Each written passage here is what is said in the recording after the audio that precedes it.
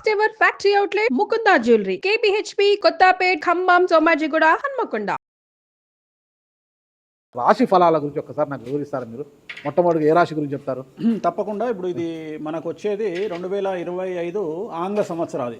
Okay. అంటే కొంతమంది విమర్శించారు 24 కదా, 24 25 అదే 25 ఆంగ్ల సంవత్సరాది అంటే మనం ఇంగ్లీష్ క్యాలెండర్ అంటే 25లో వచ్చేది 25 ఆంగ్ల 25 కదా, జనవరి 1 25. ఓకే. జనరల్ గా మనము అంటే మరి మీరు ఉగాది నుండి ఎందుకు చెప్పట్లేదు అంటే చాలా మంది ఉగాది వరకు కూడా ఆగట్లేదు, జనవరి 1 కూడా ఆగట్లేదు, డిసెంబర్ నుండి నవంబర్ నుండి అడుగుతా ఉన్నారు అందరూ. ఓకే. ఇప్పుడు క్లయింటెల్ నన్ను అడిగేవాళ్ళు ఏంటంటే గురూజీ ఇప్పుడే చెప్పేసేయండి మాకు, మేము జాగ్రత్తలు తీసుకుంటామని చెప్పి అడుగుతా ఉన్నారు.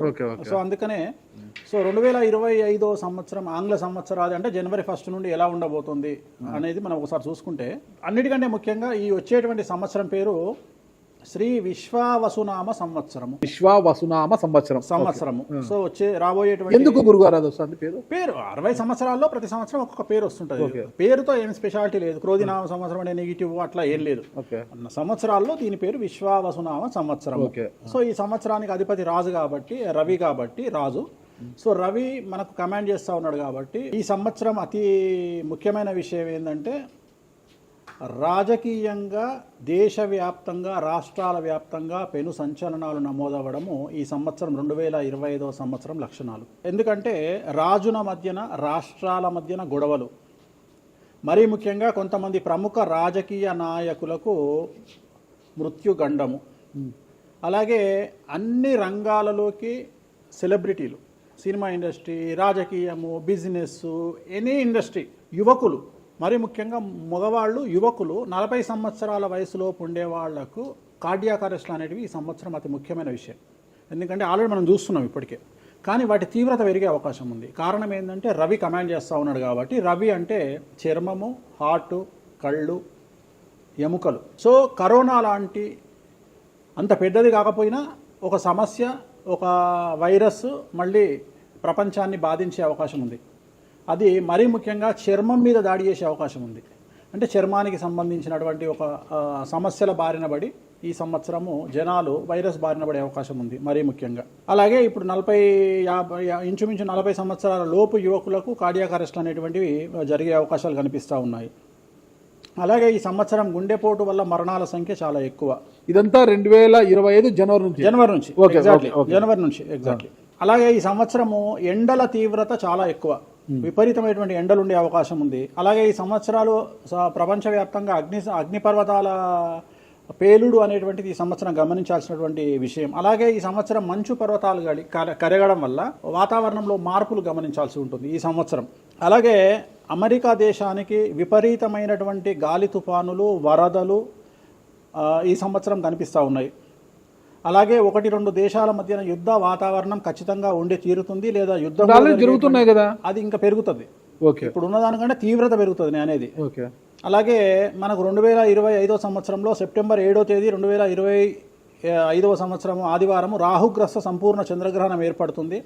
ఇది కుంభరాశికి వ్యతిరేకమైన ఫలితాలు ఇస్తుంది. అలాగే వచ్చే సంవత్సరం అంటే 2025 సంవత్సరంలో మే 9వ తేదీ నుండి సరస్వతి నదికి పుష్కరాలు అనేటువంటివి ఏర్పడతా ఉన్నాయి.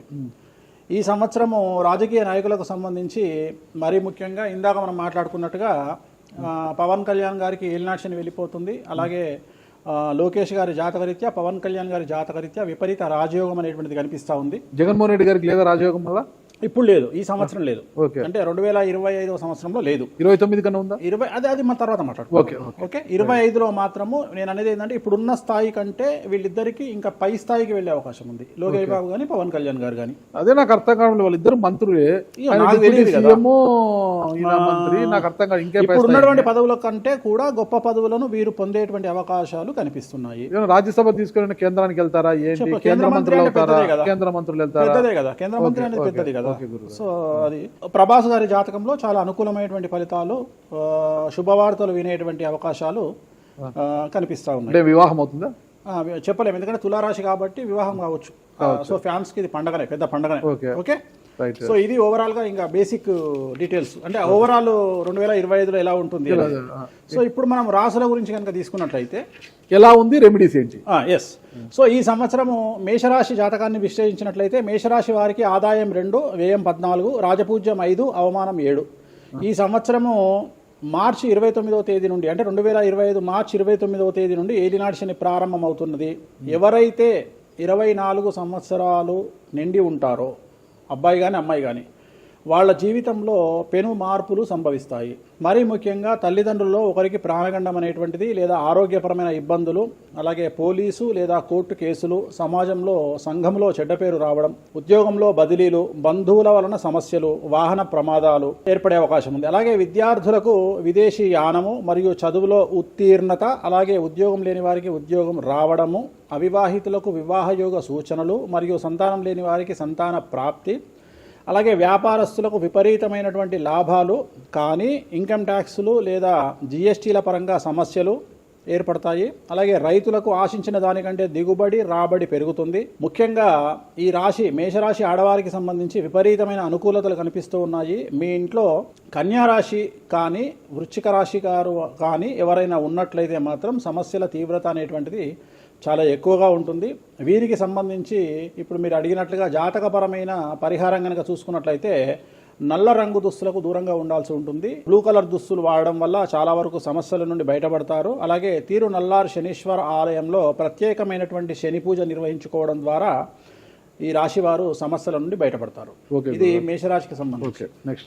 నెక్స్ట్ కనుక తీసుకున్నట్లయితే మనకు రెండవ రాశి వృషభ రాశి. 2025వ సంవత్సరంలో వృషభ రాశి జాతకుల విశ్లేషణ కనుక చేసినట్లయితే ఆదాయం 11, వ్యయం 5, రాజపూజ్యం 1, అవమానం 3. వీళ్లకు రాహు యొక్క ప్రభావం మరియు కేతు యొక్క ప్రభావము చాలా తీవ్రంగా ఉంటుంది. అలాగే శని సానుకూలత వల్ల చాలా వరకు అనుకూలంగా ఉండబోతుంది. ఈ సంవత్సరము ప్రతి విషయంలోనూ అనుకూలతలు అన్ని రంగాల వారికి చేయు వృత్తి వ్యాపారాలయందు అనుకూలించును, లాభించును. అలాగే వ్యవహార జయము, బంధుమిత్ర సౌఖ్యము, కుటుంబంలో సంతోషాలు, శుభకార్యాలు మరియు ధైర్య సాహసాలు ఎక్కువగా ఉంటాయి. అలాగే వ్యాపారంలో విపరీత లాభాలు, ఉద్యోగంలో ప్రమోషన్లు, పోలీసు మరియు న్యాయవాదులకు ఈ సంవత్సరం విపరీతమైనటువంటి అనుకూలత ఫలితాలు ఉండే అవకాశాలు కనిపిస్తూ ఉన్నాయి. విద్యార్థులకు విదేశీ యానం, అలాగే విదేశాల్లో చదువుకునేటువంటి విద్యార్థులకు ఉద్యోగ అవకాశాలు, అలాగే విదేశాల్లో వ్యాపారం నిర్వహించేటువంటి వారికి ఇతర అవకాశాలు మరియు వ్యాపారంలో విపరీత లాభాలు ఏర్పడే అవకాశాలు ఖచ్చితంగా కనిపిస్తూ ఉన్నాయి. అవివాహితులకు వివాహయోగ సూచనలు, సంతానం లేని వారికి సంతానము, ముఖ్యంగా రైతులకు విపరీత లాభాలు ఈ సంవత్సరం ఉండబోతున్నాయి. రైతులు వృషభ రాశి రైతులైతే గనక ఎరుపు రంగు పంటలు, ధాన్యాలు ఎక్కువగా పండించడం ద్వారా విపరీతమైనటువంటి ఫలితాలను పొందవచ్చు. నెక్స్ట్ మూడవది మిథున రాశి. మిథున రాశి 2025వ సంవత్సరంలో మిథున రాశి జాతకంలో కనుక విశ్లేషిస్తే ఆదాయం 14, వ్యయం 2, రాజపూజ్యం 4, అవమానం 3. ఈ సంవత్సరము విపరీత రాజయోగం అనేటువంటిది మిథునరాశి జాతకులకు కనిపిస్తోంది. ప్రతి పని కలిసి రావడం, ధన రాబడి, వ్యవహారములయందు జయము, ఉద్యోగాలయందు అభివృద్ధి, బుద్ధి బాగా పనిచేయడం, కోర్టు వ్యవహారములయందు లాభము, జయము, అలాగే గురుబలం వల్ల చెడ్డ పేరు పోయి మంచి పేరు రావడం, జనాల్లో విపరీతమైనటువంటి పేరు ప్రఖ్యాతులను పొందడం, మరీ ముఖ్యంగా రాజకీయ నాయకులకు, వ్యాపారులకు, సినిమా పరిశ్రమ వారికి విపరీతమైనటువంటి పేరు రావడం ఈ సంవత్సరం కలిసి వస్తుంది. విద్యార్థులకు ఈ సంవత్సరం అంతా బాగుంటుంది. మరీ ముఖ్యంగా స్త్రీలకు ఈ సంవత్సరం విపరీత రాజయోగం అనేటువంటిది కనిపిస్తుంది. అవివాహితులైనటువంటి అమ్మాయిలకు ఈ సంవత్సరం 100% వివాహయోగ సూచనలు గోచరిస్తూ ఉన్నాయి. అలాగే ఈ సంవత్సరం స్త్రీలు ఏదైనా వ్యాపారాన్ని ప్రారంభిస్తే చాలా బాగా కలిసి వస్తుంది. అలాగే ప్రారంభించిన వ్యాపారంలో విపరీత లాభాలు గోచరిస్తూ ఉన్నాయి. కాబట్టి మిథున రాశి అమ్మాయిలు ఈ సంవత్సరం వ్యాపారాన్ని ప్రారంభించగలిగితే విశేషమైనటువంటి లాభాలను పొందగలుగుతారు.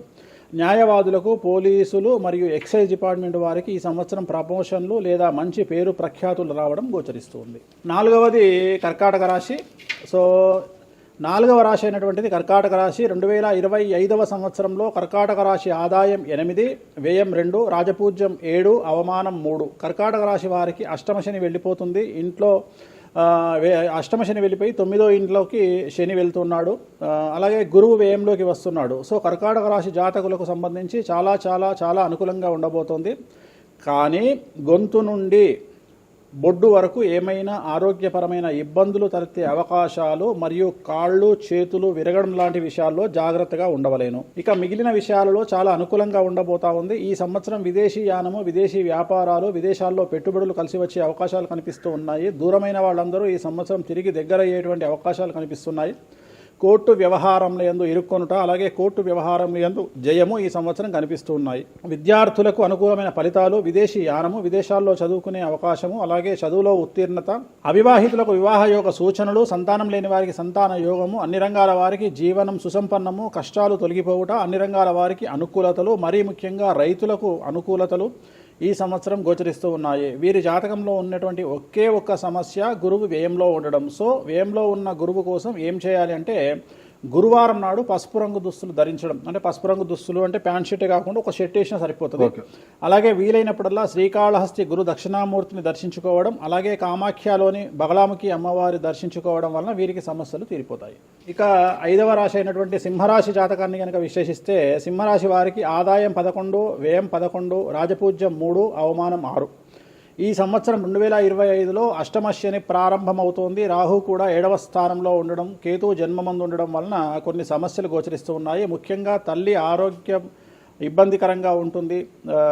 అలాగే బంధువులతో, స్నేహితులతో విరోధములు, నరదృష్టి ఎక్కువగా ఉంటుంది. ఉద్యోగంలో ఆటంకాలు, సంఘంలో నరదృష్టి వల్ల మీ పైన అసూయ వల్ల జనాలు మిమ్మల్ని చెడుగా చూపించే ప్రయత్నాలు చేస్తారు. మానసికంగా ఇబ్బందులు తలెత్తాయి. సినీ రంగంలో ఉండేవారికి, రాజకీయ రంగంలో ఉండేవారికి, వ్యవసాయ రంగంలో వారికి, న్యాయవాద వృత్తిలో ఉండేవారికి, ప్రభుత్వ ఉద్యోగం నిర్వహిస్తున్న వారికి ఈ సంవత్సరం విశేషించి అనుకూలంగా ఉండబోతుంది. విపరీతమైన ఆదాయము పలు రకాలుగా వచ్చే అవకాశాలు కనిపిస్తున్నాయి. కానీ వచ్చినటువంటి ఆదాయం ఖర్చు అయిపోతుంది, నిలబడదు. సో వీరి జీవితంలో ఉన్నటువంటి సమస్య అష్టమశని కాబట్టి నలుపు రంగు దుస్తులకు దూరంగా ఉండడము, బ్లూ కలర్ దుస్తులను ఎక్కువగా ధరించడము, అలాగే తిరునల్లార్ శనీశ్వర ఆలయంలో ప్రత్యేకమైన శని పూజ నిర్వహించడం ద్వారా సమస్యల నుండి పూర్తిగా బయటపడతారు. అలాగే శనివార నియమాన్ని పాటించడం, అంటే ప్రతి శనివారం కూడా రాత్రిపూట భోజనం చేయకుండా అల్పాహారం అంటే టిఫిన్ తీసుకోవడం వల్ల చాలా వరకు సమస్యల నుండి బయటపడతారు.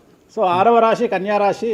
కన్యారాశి వారికి 2025లో ఆదాయం 14, వ్యయం 2, రాజపూజ్యం 6, అవమానం 6. వీరికి చాలా చాలా అనుకూలంగా ఉండబోతోంది. ఆరోగ్య లాభము, ధనలాభము, బంధుమిత్ర లాభము, నూతన గృహలాభము లేదా భూలాభము, అన్ని రంగాల వారికి జీవనం చాలా చాలా బాగుంటుంది. న్యాయవాద వృత్తిలో ఉండేవారికి, ప్రభుత్వ ఉద్యోగంలో ఉండేవారికి ప్రమోషన్ లాంటివి కనిపిస్తున్నాయి.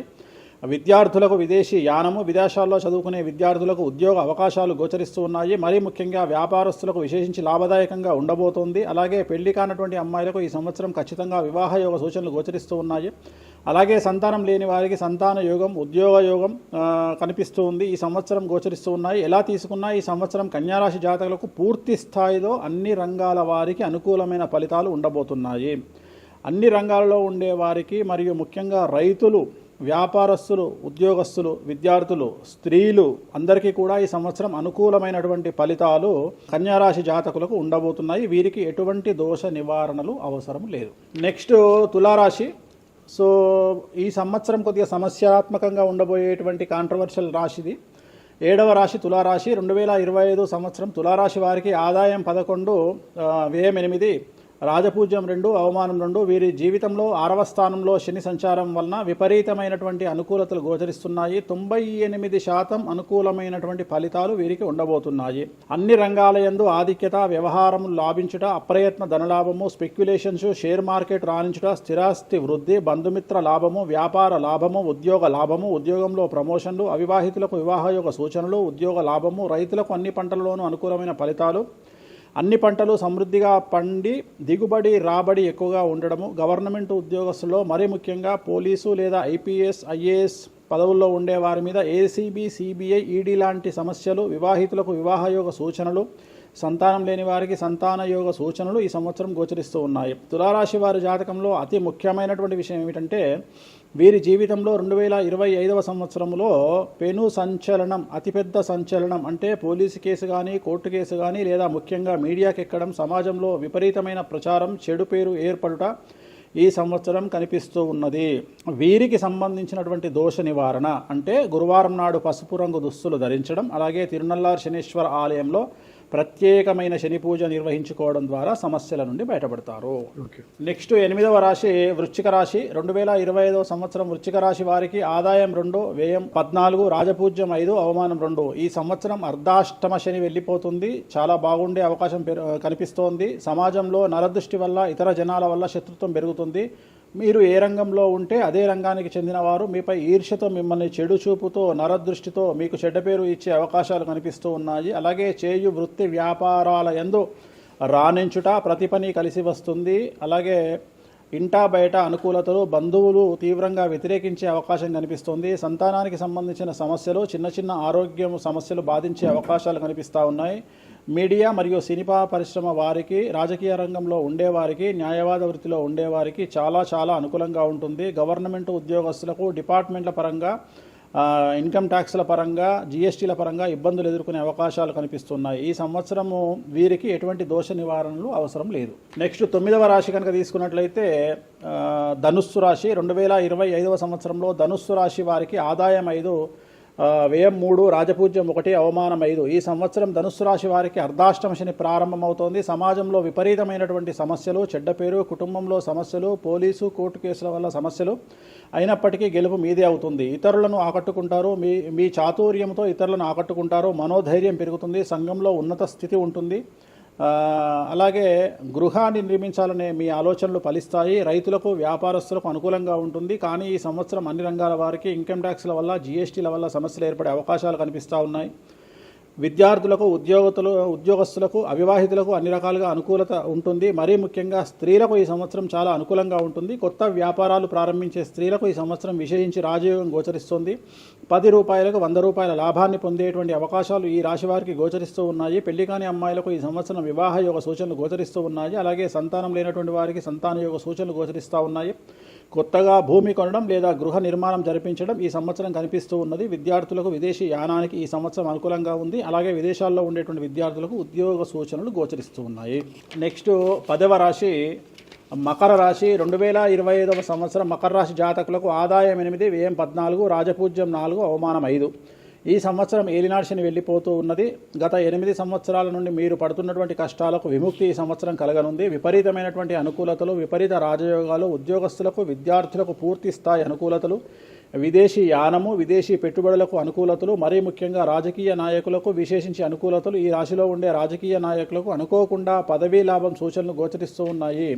కొంతమంది ఈ రాశిలో ఉండే రాజకీయ నాయకులు మరియు పెద్ద మంత్రి స్థాయి వరకు వెళ్లే అవకాశాలు గోచరిస్తూ ఉన్నాయి. ఈ సంవత్సరం కాకపోతే కుటుంబంలో ఎవరైనా ఒకరు మీకు దూరం అయ్యేటువంటి పరిస్థితులు కనిపిస్తూ ఉన్నాయి. అంటే ఇంత పాజిటివ్గా ఉన్నా ఎవరో ఒకరు ఈ సంవత్సరం కుటుంబంలో నుండి ఒక వ్యక్తి మీకు దూరం అయ్యేటువంటి కనిపిస్తూ ఉన్నాయి. స్త్రీలకు ఈ సంవత్సరం అనుకూలంగా ఉండబోతుంది. చాలా చాలా బాగుంటుంది. స్త్రీలకు ఉద్యోగపరంగా, విద్యాపరంగా, వ్యాపారపరంగా అన్ని రకాలుగా ఈ స్త్రీలకు ఈ సంవత్సరం అనుకూలంగా ఉండబోతుంది. మరీ ముఖ్యంగా వైద్య రంగంలో ఉండేవారికి విశేషించి ఈ సంవత్సరం అనుకూలమైన ఫలితాలు ఉంటాయి. విద్యా వ్యాపారంలో, వైద్య వ్యాపారంలో ఉండేవారికి ఈ సంవత్సరం విశేషించి అనుకూలంగా ఉండబోతుంది. ప్రభుత్వ ఉద్యోగంలో పనిచేసే వారికి ఈ సంవత్సరం ప్రమోషన్లు గోచరిస్తూ ఉన్నాయి. ఈ సంవత్సరం అన్ని రంగాల వారికి విశేషించి యోగకాలంగా భావించాల్సి ఉంటుంది.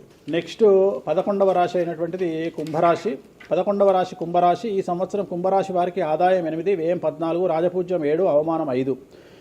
శని జన్మం నుండి మళ్ళీ ఏలినాటి శనికి వస్తున్నాడు. 3వ ఫేజ్ ఏలినాటి శని ఈ సంవత్సరం ప్రారంభమవుతుంది. శని వల్ల సమస్యలు కనిపిస్తూ ఉన్నాయి. ముఖ్యంగా మానసికమైన, ఆరోగ్యపరమైన ఇబ్బందులు.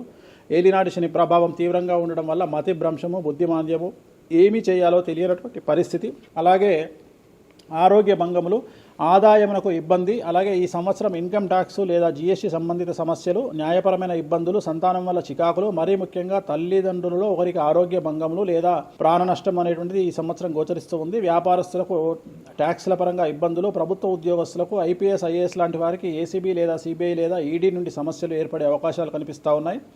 అలాగే వాహన ప్రమాదాలు గోచరిస్తూ ఉన్నాయి. రాత్రిపూట ప్రయాణాలను వాయిదా వేసుకోండి. అలాగే దోష నివారణలు అనగా నల్ల రంగు బట్టలకు దూరంగా ఉండండి. బ్లూ కలర్ దుస్తులను ఎక్కువగా ధరించండి. తిరునల్లార్ శనీశ్వర ఆలయంలో ప్రత్యేకమైన శని పూజ నిర్వహించుకోవడం వల్ల ఈ సమస్యల నుండి బయటపడతారు. ఇక చివరిది అయినటువంటిది 12వ రాశి మీనరాశి. 2025వ సంవత్సరం మీనరాశి ఆదాయం 5, వ్యయం 3, రాజపూజ్యం 3, అవమానం 1. ఈ సంవత్సరం ఏలినాటి శని జన్మశనిగా మారుతుంది. ఎవరైతే 25 సంవత్సరాల పైబడి ఉంటారో, అంటే 25 ఇయర్స్ దాటిన వాళ్ళు ఉంటారో, వారి జీవితంలో విపరీతమైనటువంటి సమస్యలు ఈ సంవత్సరం కనిపించబోతా ఉన్నాయి. ముఖ్యంగా చిత్ర పరిశ్రమకు సంబంధించిన వారికి విపరీత సమస్యలు ఉంటాయి. సమస్యల్లో ఉండే భార్యాభర్తలకు ఈ సంవత్సరం ఎడబాటు తప్పదు. ఏలినాటి శని ప్రభావం చాలా ఎక్కువగా ఉంది. అనేక రకాల సమస్యలను ఎదుర్కొంటారు. ఆందోళనలు, భయానక సంఘటనలు, శుభకార్యాలకు ఆటంకాలు, మరీ ముఖ్యంగా వెన్నుముకకు సంబంధించిన సమస్యలు, అలాగే సయాటికా లాంటి ఆరోగ్య సంబంధిత సమస్యలు ఇబ్బంది పెడతాయి. ముఖ్యంగా రాబడి తగ్గడం ద్వారా వాయిదాలు కట్టడం కష్టం అనేటువంటిది సమస్యగా మారుతుంది. కుటుంబంలో ఒకరి ఆరోగ్యం ఇబ్బంది కలిగిస్తుంది. అలాగే వాహన ప్రమాదాలు, పోలీసు కేసులు, కోర్టు కేసు, మీడియాకి ఎక్కడం, అనవసర వివాదాలు చుట్టుముడతాయి. సంఘంలో గౌరవ ప్రతిష్టలు తగ్గుతాయి. మీ ఆలోచనల వల్ల, మీ చేతిలో స్వంత నిర్ణయాల వల్ల మీ చేతులారా సమస్యలు తెచ్చుకుంటారు. సంఘంలో ఇబ్బందికర వాతావరణాన్ని సృష్టించుకుంటారు. విద్యార్థులకు విదేశీయానంలో అడ్డంకులు, విదేశాల్లో ఉన్న విద్యార్థులకు ఉద్యోగంలో అడ్డంకులు, వీసాల పరంగా సమస్యలు ఏర్పడే అవకాశాలు కనిపిస్తూ ఉన్నాయి. ప్రభుత్వ రంగంలో పనిచేసే వారికి, మరీ ముఖ్యంగా ఐఏఎస్, ఐపీఎస్ లాంటి వారికి సిబిఐ, ఏసీబీ కేసులు, అలాగే వ్యాపారస్తులకు జీఎస్టీ, ఇన్కమ్ ట్యాక్స్ లాంటి వాటి వల్ల సమస్యలు ఉండబోతూ ఉన్నాయి. ఏ రకంగా తీసుకున్నా మీరు పుట్టినప్పటి నుండి కనుక తీసుకుంటే ఈ సంవత్సరం మీకు చాలా సమస్యలు ఉండబోతూ ఉన్నాయి. చాలా సమస్యలను ఎదుర్కోవడానికి మానసికంగా సిద్ధంగా ఉండండి, ధైర్యంగా ఉండండి. నలుపు రంగు దుస్తులకు దూరంగా ఉండండి. బ్లూ కలర్ దుస్తులు ఎక్కువగా వాడండి. తిరునల్ల శనీశ్వర ఆలయంలో ప్రత్యేకమైన శని పూజ నిర్వహించుకోండి. అలాగే శ్రీకాళహస్తిలో గురువారం నాడు గురు దక్షిణామూర్తిని దర్శించుకోండి. వీటి వల్ల సమస్యల నుండి బయటపడతారు. ఇవి ద్వాదశ రాశులు. అన్ని మీరు 12 రాశుల గురించి చెప్పారు గురుగారు. అట్లా ఎక్కువగా ఒక పూజ మాత్రం ఎక్కువగా చెప్పారు, చాలా మందికి కూడా చెప్పారు. తిరునల్లారు శనీశ్వర ఆలయం, శని ఎఫెక్ట్. ఓకే, ఎక్కువ మందికి తిరునల్లారు చెప్పిన అక్కడ ఎంత 450 రూపాయలు ఉంటుంది పూజ. అది తిరునల్లారు పాండిచ్చేరిలో ఉంటుంది. అక్కడికి వెళ్ళి పూజ చేసుకుంటే సరిపోతుంది. ఇది పేరును బట్టి ఈ రాశుల ప్రకారం ఇలా ఉంటుందని మీరు రాశారా, లేకపోతే వాళ్ళ డేట్ ఆఫ్ బర్త్ ప్రకారం? నక్షత్రం బట్టి, నక్షత్రాలు. ఓకే, నక్షత్రాలు వాళ్ళకి అర్థమైపోతుంది వాళ్ళ నక్షత్రాన్ని బట్టి. అశ్విని నక్షత్రం మేషరాశి, భరణి నక్షత్రం మేషరాశి, పుష్యమి నక్షత్రం కర్కాటక రాశి. మీ రాశి నా రాశి ఒకటే. నా రాశి ఏదో నాకు తెలియదు గురుగారు. మీది వృశ్చిక రాశి. మీది అదేనా? మరి ఎలా గురుగారు ఈ మధ్యన బాగానే ఉందంటారు? మనకు బాగుంది. ఇంకా మన రచ్చనే, ఇంకా రచ్చనే రచ్చనే. ఇక ఎట్లా రచ్చ? ఇంత వివాదాలు అవుతున్నాయి, ఏం కథ అసలు? ఇంకా లైఫ్ అన్నప్పుడు ఇప్పుడు రేవంత్ రెడ్డి ఉన్నాడు. రేవంత్ రెడ్డి ఎన్ని కష్టాలు అనుభవిస్తే సీఎం అయినాడు అంటే ఇక కష్టం తర్వాత సుఖం రెడీగా ఉంటుంది. ఓకే, ఇప్పుడు కష్టపడ్డారు కాబట్టి మీకు సుఖం ఉంది అంటారు. మీకు కాదు, మళ్ళీ మీకు మనకు అందరికీ. ప్రతి మనిషి జీవితంలో పండ్లున్న చెట్టుకే రాయి దెబ్బలు, అంతేగాని పళ్ళు లేని చెట్టుని ఎవడు పట్టించుకుంటాడు? పళ్ళు ఉంటేనే దాన్ని రాయి చేస్తారు. అట్లనే మనం కూడా అంతే అండి. వేణుస్వామి అంటే పూజలకు పెట్టింది పేరు. పెద్ద పెద్ద రాజకీయ నాయకులకు, ముఖ్యమంత్రులకు, కేంద్ర మంత్రులకు, పెద్ద పెద్ద వాళ్ళకు కూడా, ఇక్కడ కాదు మీరు అబ్రాడ్స్ కూడా వెళ్ళి పూజలు చేసి వస్తున్నారు. చాలా కాస్ట్లీ స్వామి, చాలా గొప్ప పూజలు చేస్తుంటారు, అంత పవర్ఫుల్ పూజలు. అంటే ఇప్పుడు మీరు చేస్తున్న పూజల మహిమ వల్లనే మీ మీద ఇన్ని వివాదాలు వచ్చినా కూడా మీరు బయటపడగలుగుతున్నారు. 100% పర్ఫెక్ట్. ఇక దానికి ఆన్సరే లేదు. ఇక ఇప్పుడు మనం కొట్లాడాలంటే 10 రకాలు ఉంటాయి, మనం కొట్లాడతలేము. అందుకనే మనం ఒకటే, మన పూజల్ని మనం నమ్ముకుంటున్నాం అంతే, అమ్మవారిని నమ్ముకుంటున్నాం. ఇప్పుడు ఒక్కొక్క సమస్యకి ఒక్కొక్క అమ్మవారు పరిష్కరిస్తుంది దశమహావిద్యల్లో. మనం అదే చేస్తున్నాం. ఇప్పుడు నేను ఒకటే మాట చెప్తా, కాంట్రవర్సీస్ వచ్చినాయి, మీరు అడిగినరు, ఎన్ని సమస్యలు వచ్చినాయి. జనాలు ఏం ఆలోచిస్తారంటే వేణుస్వామి ఈ సమస్యల నుండి బయటపడతాడా, పడితే ఎలా పడతాడు? నేను ఒకటే అనుకుంటున్నా, ఇంతమందికి పూజలు చేసి వాళ్ళ సమస్యల నుండి బయటపడడానికి ప్రయత్నించే నేను, నాకు వచ్చిన సమస్యను కూడా అదే పూజల ద్వారా బయటపడడానికి ప్రయత్నం చేస్తున్నాను. అంటే వివాదాలు చుట్టుముడుతున్నాయి, సోషల్ మీడియాలో వైరల్ అవుతున్నాయి, ఉమెన్ కమిషన్ మీ మీద ఫిర్యాదులు చేశారు. ఇన్ని చేసినా కూడా ఎక్కడా మీకు ఉచ్చు బిగుసుకోవడం లేదు, బయటపడుతున్నారు. అంటే ఇది మీ పూజల మహిమనా, లేకపోతే ఏమన్నా బ్రైబ్ చేస్తున్నారా? అమ్మవార్లు ఇప్పుడు ఉదాహరణ, మనం తెలుగు రాష్ట్రాల్లో ఉంటాం, వెంకటేశ్వర వారు అంటే మనకు తెలుసు. ఇప్పుడు తమిళనాడులో పెరుమాళ్ అంటారు వెంకటేశ్వర స్వామిని. అదే నార్త్ ఇండియాకి వెళ్తే బాలాజీ అంటారు. వాళ్లకు బాలాజీ అంటే చాలా భయం. అలాగే మన రాష్ట్రంలో మనకు తెలిసిన వాళ్ళకి కామాఖ్యలో ఉండే అమ్మవారు అంటే భయం. కానీ తెలియని వాడికి భయం ఉండకపోవచ్చు, వాడి ఇష్టం వచ్చినట్టు కామెంట్ చేయొచ్చు అమ్మవారు. చాలా మందికి మీరంటే భయం అనుకుంటా. అంటే మనం చేసే పూజల వల్ల ఉండొచ్చు. ఓకే, నేను అనేది ఏంటంటే, నేను చేసే అదే ఇందాక మనం మాట్లాడుకున్నప్పుడు అదే చెప్తున్నా, వామాచారంలో పూజలు చేయాలంటే భయపడతారు. కారణం ఏమిటి అంటే ఖచ్చితంగా మందును ముట్టుకోవాలి, నాన్ వెజ్ను ముట్టుకోవాలి. దానికి వీళ్ళు చేసే పూజలు అడ్డుపడతాయి. అంటే వీళ్ళు సమాజంలో భయపడతారు కాబట్టి వీళ్ళు వాటి జోలికి పోరు. తాంత్రిక పూజలు లాగా ఉంటాయి మీరు చేసే. తాంత్రిక తంత్ర మార్గం అంటారు దాన్ని. శ్రీకాళహస్తిలో కాదు శ్రీకాళహస్తిలో రావుకేతు పూజ చేయించుకున్నారు కదా, తాంత్రిక పూజనే అది. నిమ్మకాయ పెడితే తంత్రమే, గుర్తుపెట్టుకోండి. నిమ్మకాయ ఎక్కడ పెట్టినా తంత్రమే.